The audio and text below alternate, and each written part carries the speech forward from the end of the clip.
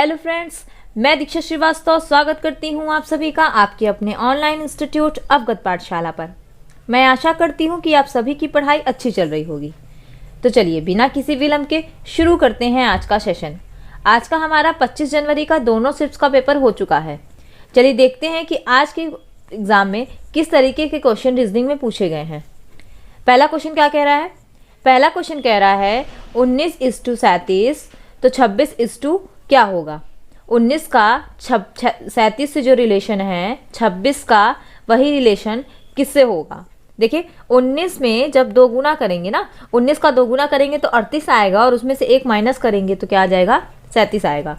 ठीक उसी तरीके से जब हम लोग 26 का दो गुना करेंगे तो 26 का दो गुना करेंगे तो 52 आएगा और 52 में एक माइनस करेंगे तो 51 आएगा। यानी कि 26 का 51 से वही संबंध होगा जो 37 का 19 से संबंध है।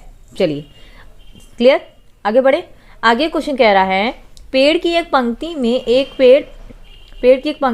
एक पेड़ बाएं छोर से 7वां तथा दाएं छोर से 14वां है, तो पंक्ति में कुल कितने पेड़ हैं? ना एक पेड़ की बात हो रही है कि अगर एक पेड़ है वो बाएं छोर से 7वें नंबर पे है और दाएं छोर से 14वें नंबर पे है, तो पंक्ति में कुल कितने पेड़ हैं?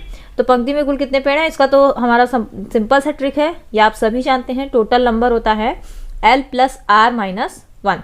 तो L किधर है? 7 + 14 - 1। तो 7 + 14 - 1 अगर हम लोग करेंगे तो क्या आ जाएगा? 20 आ जाएगा ना। 7 और 14 को जोड़ेंगे तो 21 आएगा और 21 में एक माइनस करेंगे तो कितना आ जाएगा? 20 आएगा। चलिए ठीक है, हमारा आंसर क्या हो जाएगा? 20 हो जाएगा। आगे बढ़े। आगे का क्वेश्चन कह रहा है कि मछली * शाल्क, तो भालू * क्या होगा? मछली का जो संबंध शाल्क से है वही संबंध भालू का किससे है? तो मछली का देखिए जो शरीर होता है वो शाल्क का बना होता है, तो ठीक उसी तरीके से भालू का जो शरीर होता है वो लोम चर्म का बना होता है ना। मछली का जो शरीर होता है वो शाल्क का बना होता है और भालू का जो शरीर होता है वो लोम चर्म का बना होता है। चलिए आगे बढ़े। आगे का क्वेश्चन कह रहा है विषम चुनिए। 443, 633 या 821, 245। देखिए इसमें जो विषम होगा ऑप्शन बी हो जाएगा 633। वो कैसे? देखिए सभी को जोड़िए। 4 4 8 3 11 हो जाएगा, फिर 6 3 9 3 12 हो जाएगा, फिर 8 2 10 1 11 हो जाएगा, 4 2 6 5 11 हो जाएगा। मतलब कि ए सी और डी को जोड़ने पे 11 आ रहा है, जबकि बी को जोड़ने पे 12 आ रहा है, तो ये हमारा विषम हो जाएगा। ये हमारा क्या हो जाएगा? विषम हो जाएगा। आगे देखिए, आगे का क्वेश्चन कह रहा है ARMS = 1 2 3 4। तो MARS = क्या होगा? देखिए इसमें अल्फ़ाबेट की कोडिंग नहीं किया है, बस इसने जो सामने से आपको कोडिंग दिखाई दे रही है वही कोडिंग आपको इंटरचेंज कर देनी है। मतलब कि देखिए A की कोडिंग क्या किया है? 1 किया है। R की कोडिंग क्या किया है? 2 किया है। M की कोडिंग 3 किया है और S की कोडिंग 4 किया है।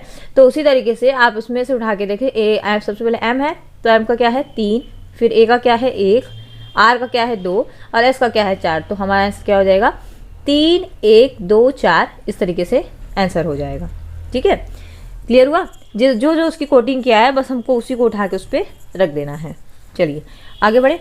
आगे का क्वेश्चन कह रहा है A D का भाई है, D B का पिता है, B और C बहनें हैं, तो A का C से क्या संबंध है? देखिए कई बार हमने आपको बताया है कि लड़कों के लिए ट्रायंगल और लड़कियों के लिए सर्कल, और सेकंड पीढ़ी फर्स्ट मतलब कि एक पीढ़ी से दूसरी पीढ़ी में जाने के लिए मतलब कि एक सिंगल लाइन बनती है, और मैरिड हैं तो डबल लाइन बनेगी, और भाई बहन है तो सिंगल लाइन बनेगी इस तरीके से। ठीक है, तो ए और डी का संबंध, ए डी का भाई है तो ए भाई है, यानी कि ये लड़का है डी का, मतलब कि एक भाई है डी का, तो ए लड़का है और वो क्या है? डी का भाई है। फिर डी का पिता है, डी भी लड़का है, नीचे आ जाएगा पिता उसका। डी बी का पिता है, डी पिता है और वो भी किसका पिता है? बी का, तो बी नीचे आ जाएगा। फिर बी और सी बहनें हैं, बी और सी आपस में एक दूसरे से बहनें हैं, मतलब कि दोनों लड़कियां ही हैं, तो सर्कल में आ जाएंगी। तो ए का सी से क्या संबंध है? ए का सी से क्या संबंध है? तो ए क्या है सी का बताइए? ए का बी सी बहनें हैं और बी का पिता डी है, तो यानी कि सी का भी पिता डी होगा, और डी का अगर भाई है ए, तो ए सी का क्या हो जाएगा? चाचा हो जाएगा ना। ए सी का क्या हो जाएगा? चाचा हो जाएगा। चलिए आगे बढ़े। आगे का क्वेश्चन कह रहा है 20:30, सो 56 20:30, तो क्वेश्चन मार्क है, उसके बाद लिखा है 72, मतलब कि जो संबंध 20 का 30 से है वही संबंध किसका 72 से है ना।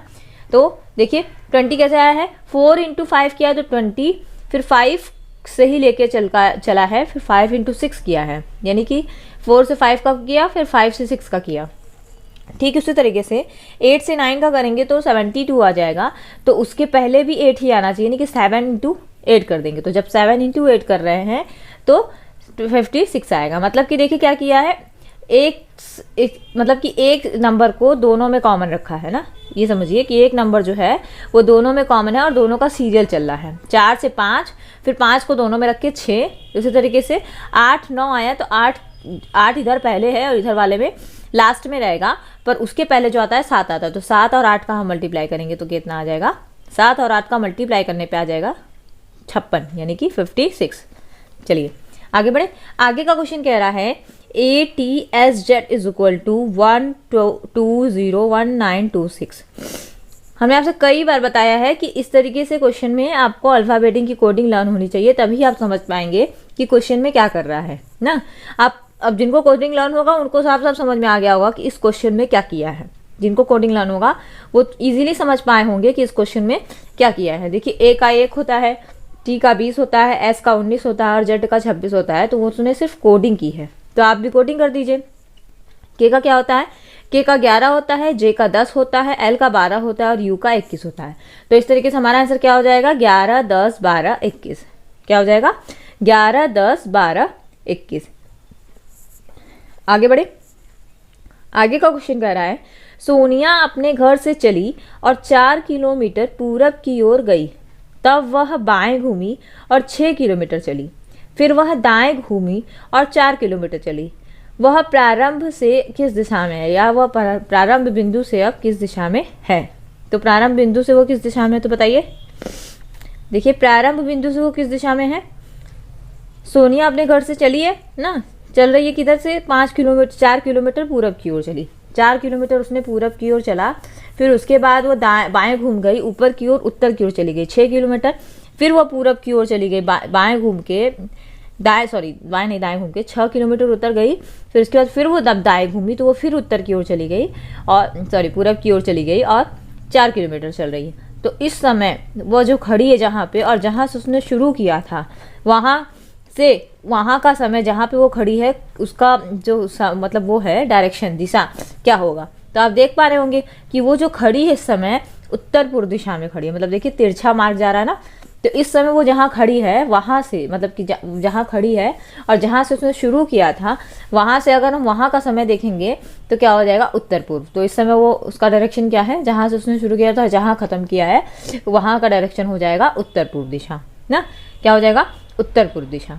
चलिए लास्ट देखें। लास्ट क्वेश्चन कह रहा है यदि घड़ी में वास्तविक समय 7:50 हो रहा है तो दर्पण प्रतिबिंब क्या होगा ना। ऐसे कई क्वेश्चन आ चुके हैं एग्जाम में इसके पहले भी, और हमने कई बार आपको बताया भी है कि 11:60 में से ऐसे क्वेश्चन को घटा देते हैं, मतलब कि जो भी टाइमिंग दी होती है उसको 11:60 में से आप आराम से घटा दीजिए और जो आंसर आएगा वही आपका दर्पण प्रतिबिंब या जल प्रतिबिंब यानी कि वाटर इमेज होगा ना। तो क्या हो जाएगा, 11:60 में से घटाएंगे तो देखिए 7:50 को जब 11:60 में से घटाएंगे तो कितना आएगा, 4:10। कितना आएगा, 4:10, यानी कि इसका दर्पण प्रतिबिंब क्या होगा, 4:10 होगा। दर्पण प्रतिबिंब क्या होगा, 4:10 होगा। चलिए ठीक है, क्लियर। तो आई होप आज के सारे क्वेश्चन आपको क्लियर होंगे। अगर कोई भी किसी को प्रॉब्लम हो रही है तो वीडियो को दोबारा से देख ले और उसकी जो भी प्रॉब्लम है वो सॉल्व हो जाएगी। तो ऐसे ही हर दिन का वीडियो, हर दिन के क्वेश्चन प्राप्त करने के लिए सब्सक्राइब करें हमारा चैनल अवगत पाठशाला और बेल आइकन को दबाना ना भूलें ताकि हमारी वीडियो सबसे पहले आप तक पहुंच सके। और वीडियो को लाइक और शेयर करना तो बिल्कुल ही ना भूलें। फिर मिलते हैं नेक्स्ट डे नए क्वेश्चंस के साथ, तब तक के लिए धन्यवाद।